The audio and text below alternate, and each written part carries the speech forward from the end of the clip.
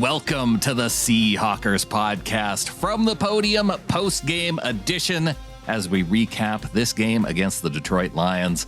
And it was an exciting 48-45 victory for the Seahawks on Sunday. Let's start things off by hearing from our head coach, Pete Carroll, and his initial reflections. Well, this was a much needed win for us. Really excited about the way we played on the road again, getting out here and doing it. Right from the beginning, we were going. And this was a day that the offense was such a highlight in the day. And they scored the first 4 times we had the ball.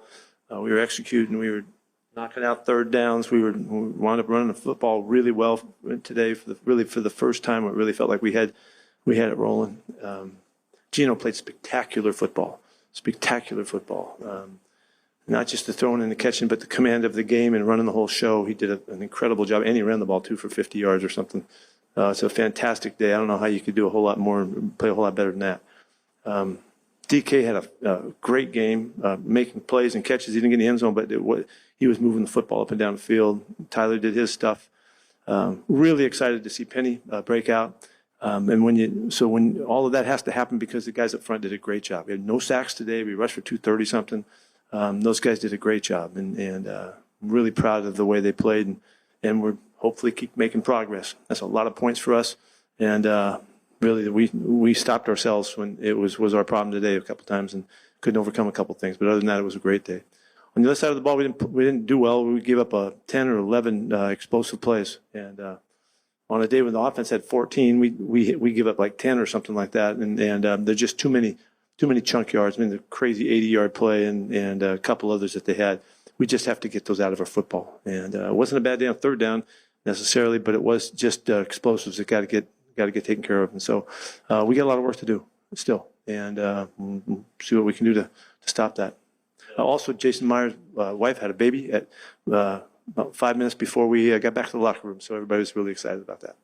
Congratulations to the Meyers family. You know, without knowing anything beyond what Pete mentioned, my vote for a name is Penny, because it was Rashaad scoring a pair of 30-plus yard touchdowns on the day. Penny in the backfield, and Penny gets a handoff, and there he goes, the 30, the 20, he's going to score 10, 5, touchdown, Seahawks! What a play call by the Seahawks sidelines, what a play by the blockers up front. On a third down and 16, and Penny just explodes through the line, and he is gone. Great job of blocking up front. He had another one that he stumbled on that was awesome too, but that's the guy that just jumped out at us at the end of last season, man. And we just got to keep going and giving him chances because he's got those huge plays in him, and that's how you rush for a bunch of yards. You know, you got to get some big ones. Here are Penny's comments on the first touchdown. We've been game planning that all week. We kind of knew what we're going to line up in on the defense, and DJ was in the game, and we kind of game planned that. And I've been actually game planning to do more of third down because obviously Travis isn't here, but the O-line again blocked it up amazingly. DK was down the field blocking, and it just shows when we're all committed, good things happen. So great. Play call, and this is something we've been all week. Shane, he kind of alerted that midweek, so it's just a great overall team thing. Here's how quarterback Gino Smith saw things go down on that play.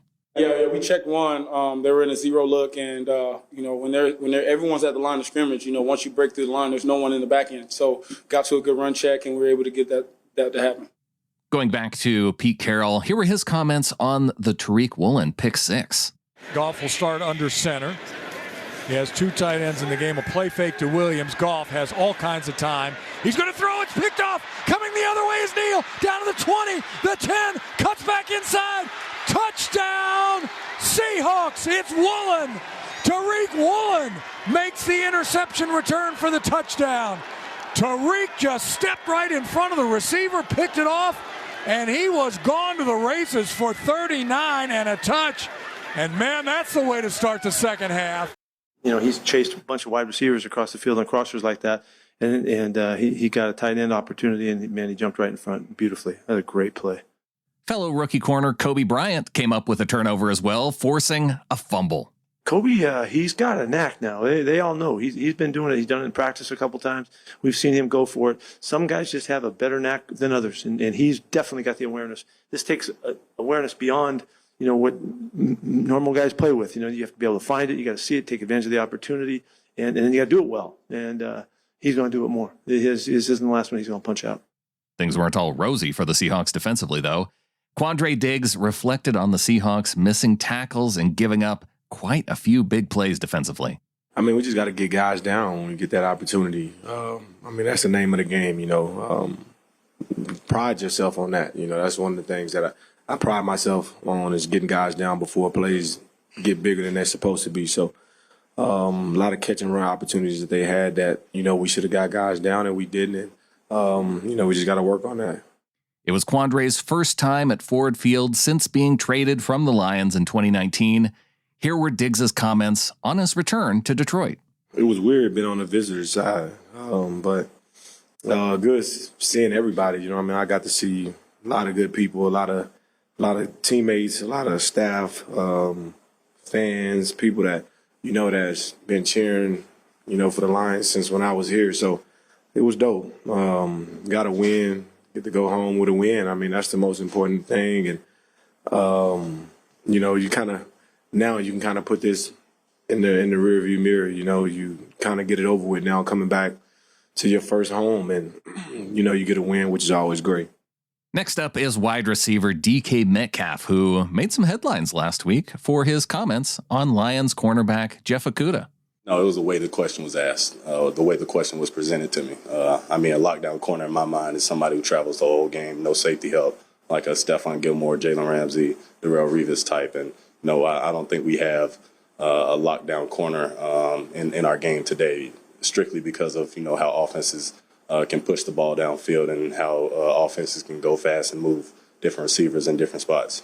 They had a very good defensive game plan. Jeff Okudah is a good corner. Hats off to him and number 24 in the whole back end of that defense. But we stepped up and made the plays when our name was called today. So, but they're still right there. This is the NFL, so you can't get much separation when you're going against an NFL corner. But they had a real good challenge for us. Metcalf also made headlines during the game. He talked about being carted off the field for a bathroom break, and maybe something not so well reported was the amount of distance he would have had to cover on foot. Yeah, I was hurting. That's it.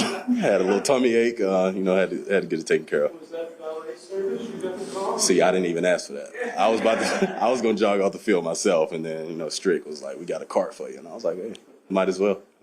Is this the longest place to go from this house? Yes, it was. Yeah. So when I was on the cart, I was thinking it was a good thing we had the cart on standby.